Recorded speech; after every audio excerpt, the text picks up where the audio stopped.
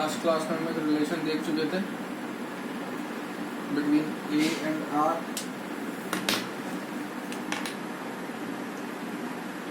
हमने देखा था एससीसी के लिए ए इक्वल्स टू होता है 2r, एफसीसी के लिए ए इक्वल टू होता है 2√2r, बीसीसी के लिए ए इक्वल टू होता है 4y√3 r। ये एज लेंथ होती है, आर होती है रेडियस। अब इसी बेसिस पे एक बहुत कॉमन न्यूमेरिकल बनते हैं जिनके अंदर ये सारा डेटा यूज़ आता है। सारा डेटा यूज़ आता है मतलब आपको z भी पता होना चाहिए, ए भी पता होना चाहिए। तो इस तरीके के न्यूमेरिकल बहुत कॉमन है, ठीक है। क्या सेंस है इन सब चीज़ों का या किस लिए पढ़ रहे हैं ये सारी बातें, तो वो देखिए। मैं अगर आपसे पूछूं डेंसिटी, डेंसिटी किसके बराबर होती है? Mass by volume. अब मैं क्या बोलता हूँ, मैंने जब भी आपको भी न्यूमेरिकल करवाया एम्पेरिकल फार्मूला का, मैं क्या बोलता था कि क्यूब में, छोटा सा क्यूब बना रहा हूँ क्योंकि कोई नीड नहीं है इसमें, ये कॉर्नर पे क्या प्रेजेंट होते हैं? एटम्स, एटम्स प्रेजेंट होते हैं, ठीक है ना। डेंसिटी होती है मास बाय वॉल्यूम, लेकिन आप सॉलिड स्टेट में बात किसके रिस्पेक्ट में करते हो? एटम्स के रिस्पेक्ट में।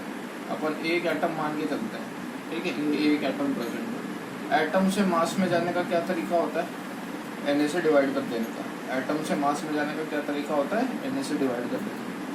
सो डेंसिटी का फॉर्मूला क्या बन जाता है?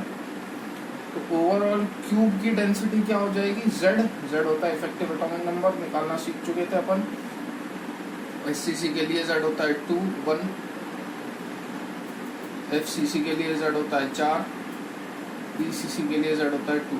तो Z D बराबर Z इंटू ए अपॉन Na इंटू ए क्यूब। क्या है ये? D बराबर Z इंटू ए अपॉन Na इंटू ए क्यूब। एटम से मोल्स कैसे निकालते हैं अपन? Na से डिवाइड करके। एटम्स को जब आप Na से डिवाइड करोगे तो मोल्स आ जाएंगे। तो एटम कितना है आपका? एक, तो 1/Na करोगे तो मोल्स आ गए। मोल्स से मास कैसे निकालोगे? मोलर मास से मल्टीप्लाई करके। ये यहाँ से आया A/N, ठीक है। एटम से पहले मैंने मोल्स निकाले, कैसे निकाले? Na से डिवाइड करके। मोल से मैं मास कैसे निकालूंगा? मोलर मास से मल्टीप्लाई करके। तो ए यहाँ पे एटॉमिक मास या मोलर मास, आप जो बोलना चाहे वो बोल लें। ए यहाँ पे वही चीज़ होती है, ठीक है। Z इफेक्टिव एटॉमिक नंबर होता है, ए होती है एच लेंथ। तो Z क्या होता है यहाँ पे? Effective number. ए होता है atomic mass. Na Avogadro number है, वैल्यू फिक्स है 6.023 इंटू 10⁻23।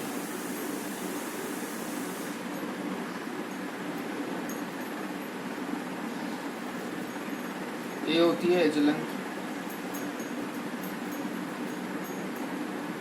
ठीक है।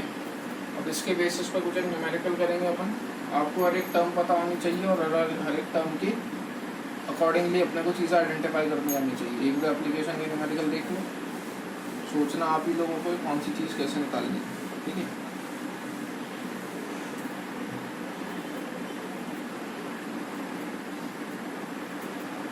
न्यूमेरिकल ले लेते हैं अपन। An element occur in BCC, its edge length is 250 picometer. Calculate the atomic mass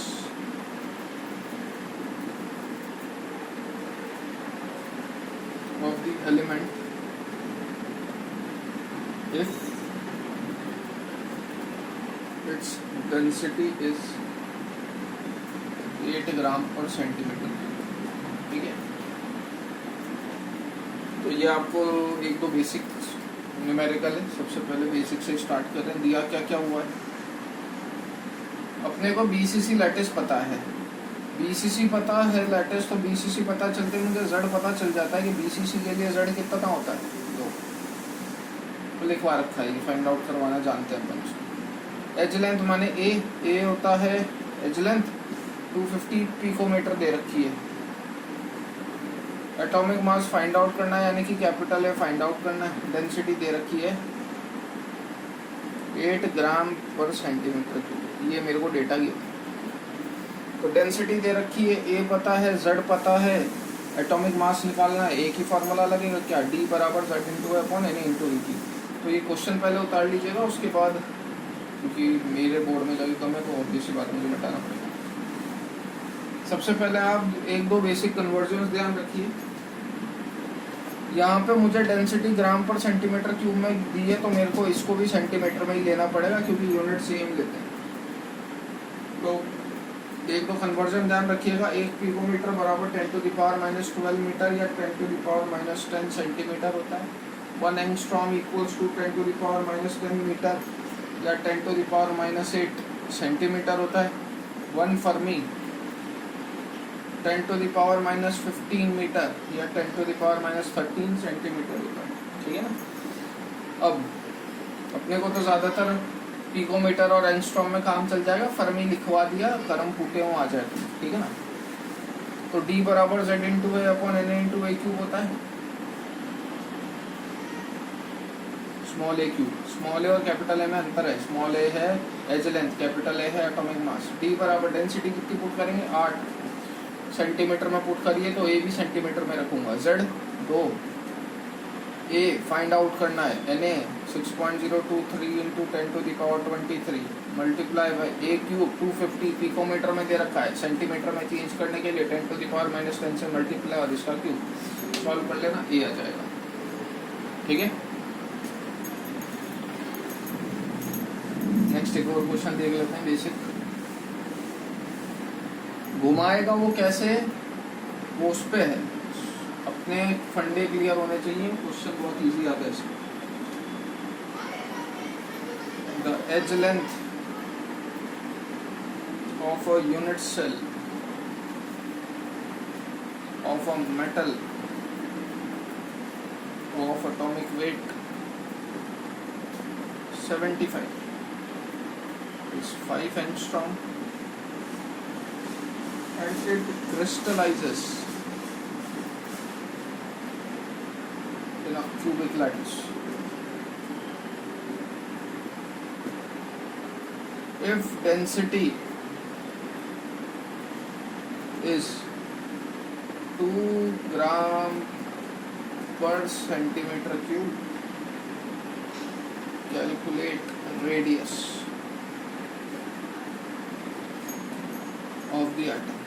ये क्वेश्चन है। दे क्या रखा है अपने को, एज लेंथ पता है 5 एंगस्ट्रॉम, तो 5 into 10 to the power -8 centimetre हो जाएगा। क्यों हो जाएगा, क्योंकि